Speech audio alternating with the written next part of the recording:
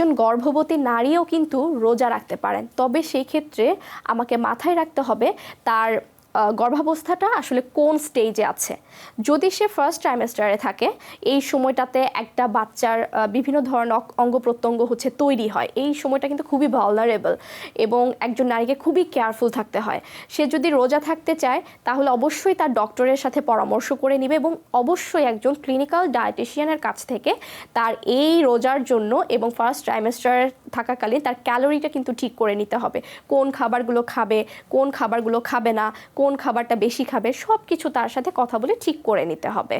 এবং সে চাইলে যদি রোজা রাখে এই সময়টাতে প্রচুর পরিমাণে ভেজিটেবলস রাখবে, ফ্রুটস রাখবে এবং যেই খাবারগুলো খেলে তার অ্যাসিডিটি হতে পারে, তার ভমিটিং টেন্ডেন্সি হতে পারে, নাউজিয়া হতে পারে, সেই খাবারগুলো কিন্তু অ্যাভয়েড করে চলতে হবে এবং তার বডিটা যেন কখনোই ডিহাইড্রেটেড না হয়ে যায় সেই দিকেও খেয়াল রাখতে হবে।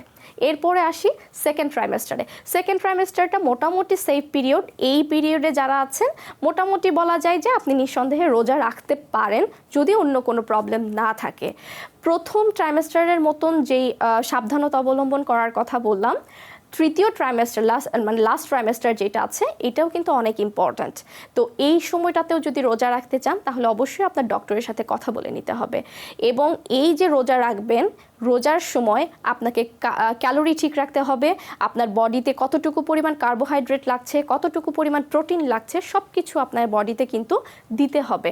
সাধারণত প্রেগন্যান্সিতে কিন্তু আপনার সাথে সাথে আপনার ভেতরে অন্য আরেকটি শিশু বেড়ে উঠছে, সেটা মাথায় রেখেই আপনার প্রত্যেক খাবার দাবারের ক্ষেত্রে কিন্তু সাবধানতা অবলম্বন করতে হবে। আপনার বডিতে প্রোটিন ইনটেক যেন পার কেজি বডি ওয়েটের জন্য 1.4 to 1.6, এমনকি কোনো কোনো ক্ষেত্রে আপনার বডি ওয়েট অনুযায়ী এটা 1.8 পর্যন্ত হতে পারে। দ্যাট মিনস আপনার কতটুকু পরিমাণ প্রোটিন লাগছে সেইটা কিন্তু আপনাকে এনশিওর করতে হবে। এবং সারা দিনে রোজা রাখার পরে ইফতার থেকে সেহরি এই সময়ের মধ্যে কিন্তু পর্যাপ্ত পরিমাণে পানি আপনাকে গ্রহণ করতে হবে, ঠিক আছে? আর যেন আপনার অ্যাসিডিটি না হয়, আপনি চাইলে ইসবগুলের ভুসি বা হচ্ছে তোকমা দানা দিয়ে ভুসি এটাও কন্টিনিউ করতে পারেন।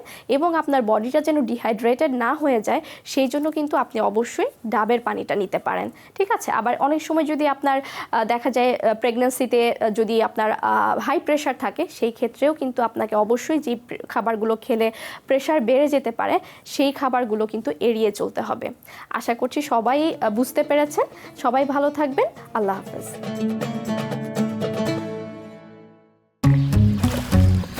এখন তো জীবাণুদের থেকে বাঁচালে সারাদিনকে বাঁচাবে ডেটল বাঁচাবে। ডেটল দেয় জীবাণুর বিরুদ্ধে 12 ঘন্টার সুরক্ষা বলয়। সুরক্ষার বিশ্বাস থাকুক দিনভর।